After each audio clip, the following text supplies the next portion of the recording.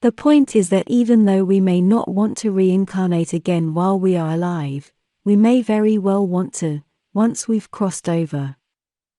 Then some questions arise, for example, why we don't, or wouldn't want to have another experience in the physical. And the answer may be because we associate the physical world with suffering, but only while we are alive. But when we are in the spirit side, we see an incarnation with all the good and bad events, as one whole awesome experience we want to repeat, or to have another. Being that as far as I can remember and as far as I have also researched, it is very peaceful in the spirit world, and that is great, and that is what we may want while alive, but from there it looks like what we desire is more action.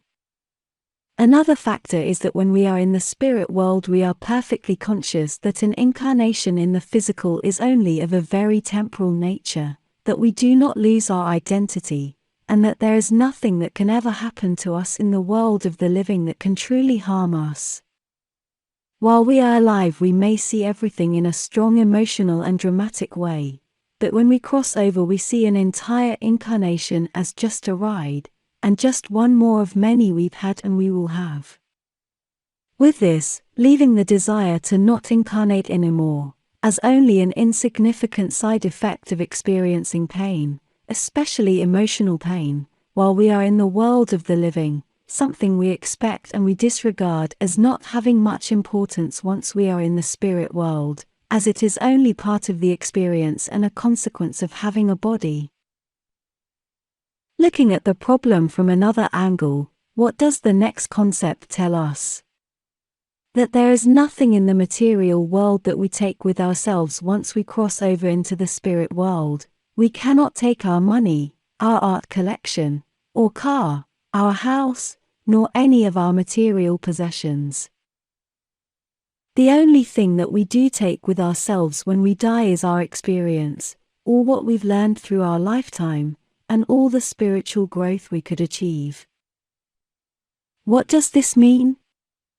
It means that nothing in the material world has any value in itself, from the point of view of a life experience a soul is having, except for the experimental value the material object can give the soul.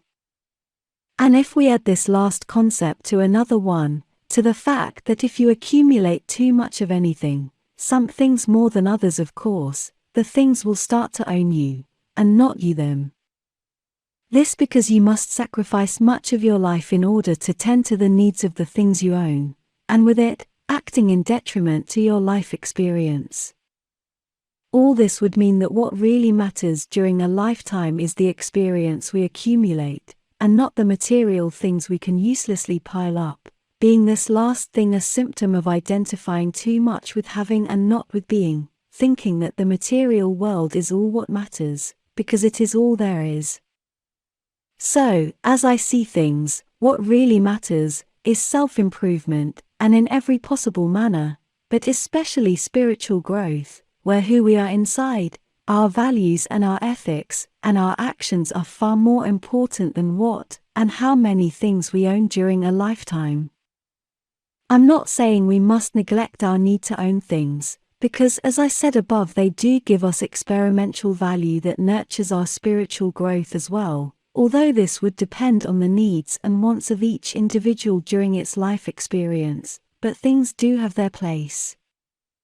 But we do need to watch them so they don't take over our lives.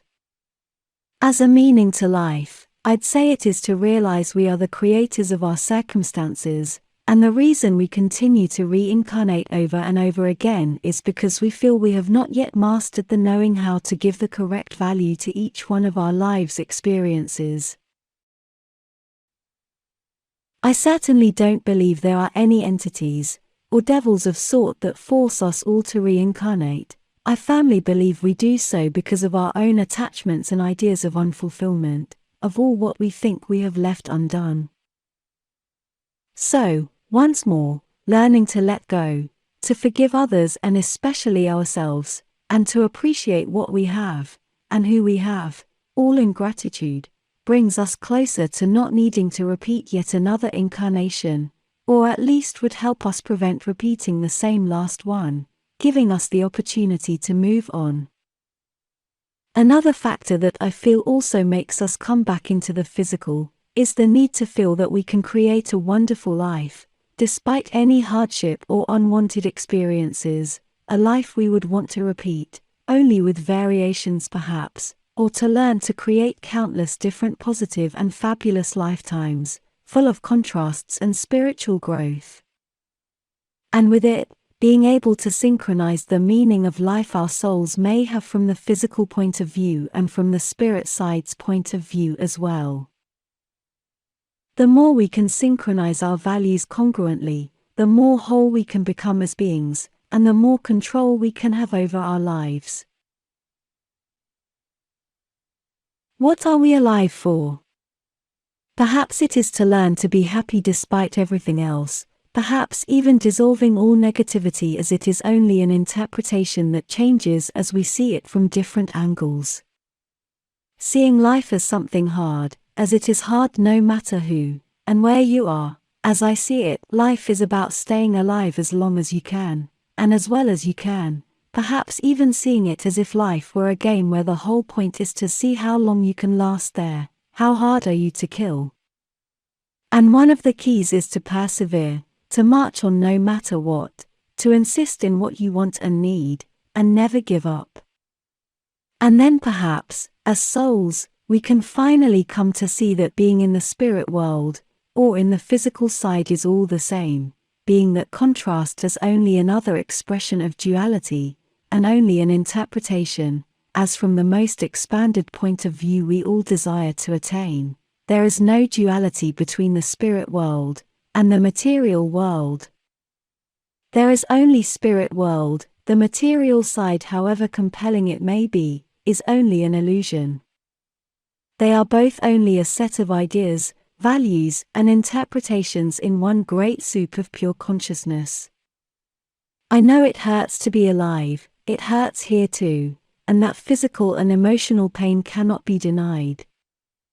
It is a true experience, but remember it is all based on interpretations and points of view, and no matter how bad things may seem, they aren't in the end. Your life purpose is to spiritually grow to the point where you can create a heaven for yourself, wherever you are, alive or not, in spite of everything that surrounds you, that you may interpret as blocking, or not letting you achieve that state. The experiences, the good ones and the bad ones, are what you are looking for when you decided to incarnate. Don't be so hard on yourself. Remember, the toughest judge is yourself.